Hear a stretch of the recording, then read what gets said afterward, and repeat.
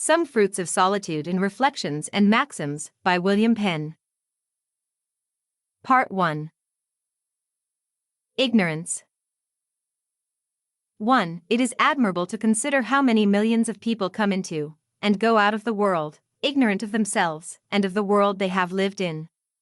2. If one went to see Windsor Castle or Hampton Court, it would be strange not to observe and remember the situation, the building, the gardens, fountains, etc. that make up the beauty and pleasure of such a seat.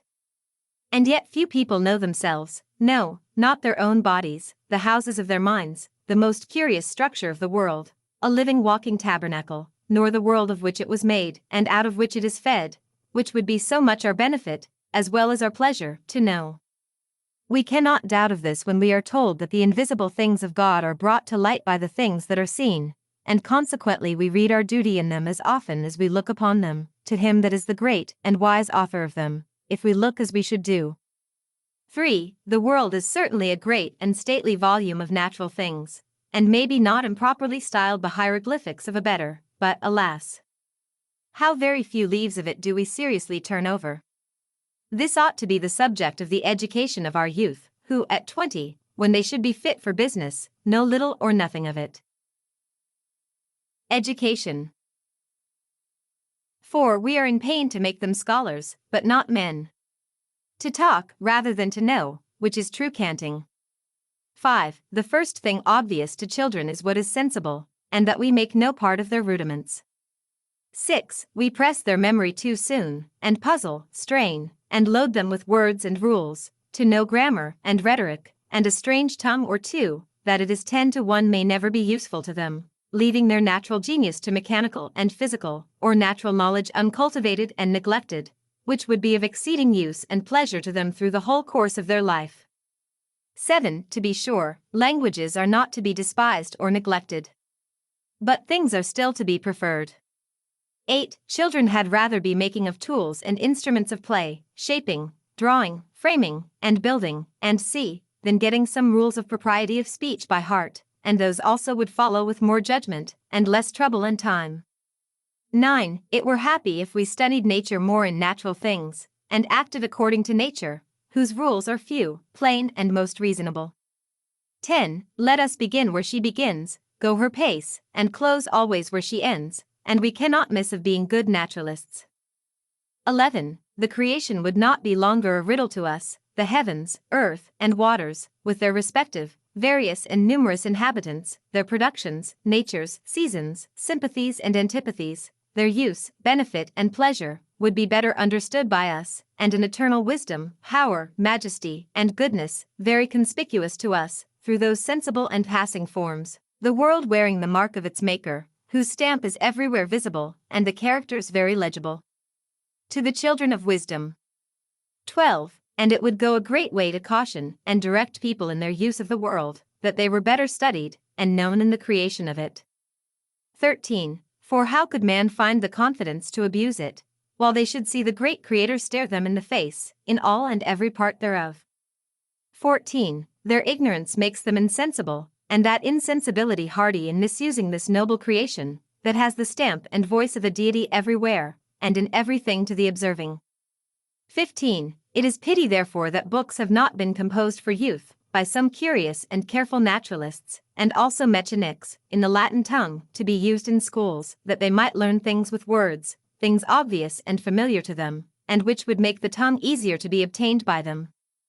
16. Many able gardeners and husbandmen are yet ignorant of the reason of their calling, as most artificers are of the reason of their own rules that govern their excellent workmanship. But a naturalist and mechanic of this sort is master of the reason of both, and might be of the practice too, if his industry kept pace with his speculation, which were very commendable, and without which he cannot be said to be a complete naturalist or mechanic. 17. Finally, if man be the index or epitome of the world, as philosophers tell us, we have only to read ourselves well to be learned in it. But because there is nothing we less regard than the characters of the power that made us, which are so clearly written upon us, and the world He has given us, and can best tell us what we are and should be, we are even strangers to our own genius, the glass in which we should see that true instructing and agreeable variety, which is to be observed in nature, to the admiration of that wisdom and adoration of that power which made us all. Pride. 18. And yet we are very apt to be full of ourselves, instead of him that made what we so much value, and, but for whom we can have no reason to value ourselves. For we have nothing that we can call our own, no, not ourselves, for we are all but tenants, and it will too, of the great Lord of ourselves, and the rest of this great farm, the world that we live upon. 19. But methinks we cannot answer it to ourselves as well as our Maker, that we should live and die ignorant of ourselves, and thereby of him, and the obligations we are under to him for ourselves. 20. If the worth of a gift sets the obligation, and directs the return of the party that receives it, he that is ignorant of it will be at a loss to value it, and the giver for it. 21. Here is man in his ignorance of himself. He knows not how to estimate his Creator, because he knows not how to value his creation. If we consider his make and lovely compositure, the several stories of his lovely structure, his divers members, their order, function and dependency, the instruments of food, the vessels of digestion, the several transmutations it passes, and how nourishment is carried and diffused throughout the whole body, by most innate and imperceptible passages. How the animal spirit is thereby refreshed, and with an unspeakable dexterity and motion sets all parts at work to feed themselves. And last of all, how the rational soul is seated in the animal, as its proper house, as is the animal in the body. I say, if this rare fabric alone were but considered by us, with all the rest by which it is fed and comforted, surely man would have a more reverent sense of the power, wisdom and goodness of God, and of that duty he owes to him for it. But if he would be acquainted with his own soul, its noble faculties, its union with the body, its nature and end, and the providences by which the whole frame of humanity is preserved, he would admire and adore his good and great God. But man is become a strange contradiction to himself, but it is of himself, not being by constitution, but corruption, such. 22. He would have others obey him, even his own kind, but he will not obey God, that is so much above him, and who made him. 23. He will lose none of his authority, no, not bate an ace of it. He is humorous one to his wife, he beats his children, is angry with his servants, strict with his neighbors, revenges all affronts to extremity, but, alas, forgets all the while that he is the man, and is more in arrear to God, that is so very patient with him, than they are to him with whom he is so strict and impatient. 24. He is curious to wash, dress, and perfume his body, but careless of his soul. The one shall have many hours, the other not so many minutes. This shall have 3 or 4 new suits in a year, but that must wear its old clothes still. 25. If he be to receive or see a great man, how nice and anxious is he that all things be in order. And with what respect and address does he approach and make his court. But to God, how dry and formal and constrained in his devotion. 26. In his prayers he says, Thy will be done, but means his own, at least acts so. 27. It is too frequent to begin with God and end with the world. But he is the good man's beginning and end, his Alpha and Omega. Luxury. 28. Such is now become our delicacy, that we will not eat ordinary meat, nor drink small, palled liquor. We must have the best, and the best cooked for our bodies, while our souls feed on empty or corrupted things. 29. In short, man is spending all upon a bare house, and hath little or no furniture within to recommend it, which is preferring the cabinet before the jewel, a lease of 7 years before an inheritance. So absurd a thing is man, after all his proud pretenses to wit and understanding. Inconsideration. 30. The want of due consideration is the cause of all the unhappiness man brings upon himself. For his second thoughts rarely agree with his first, which pass not without a considerable retrenchment or correction. And yet that sensible warning is, too frequently, not precaution enough for his future conduct. 31. Well may we say our infelicity is of ourselves, since there is nothing we do that we should not do, but we know it, and yet do it. Disappointment and resignation. 32. For disappointments, that come not by our own folly, they are the trials or corrections of heaven, and it is our own fault, if they prove not our advantage. 33. To repine at them does not mend the matter, it is only to grumble at our Creator. But to see the hand of God in them, with an humble submission to His will, is the way to turn our water into wine, and engage the greatest love and mercy on our side. 34. We must needs disorder ourselves, if we only look at our losses. But if we consider how little we deserve what is left, our passion will cool, and our murmurs will turn into thankfulness. 35. If our hairs fall not to the ground, less do we or our substance without God's providence. 36. Nor can we fall below the arms of God, how low soever it be we fall. 37. For though our Saviour's passion is over, His compassion is not.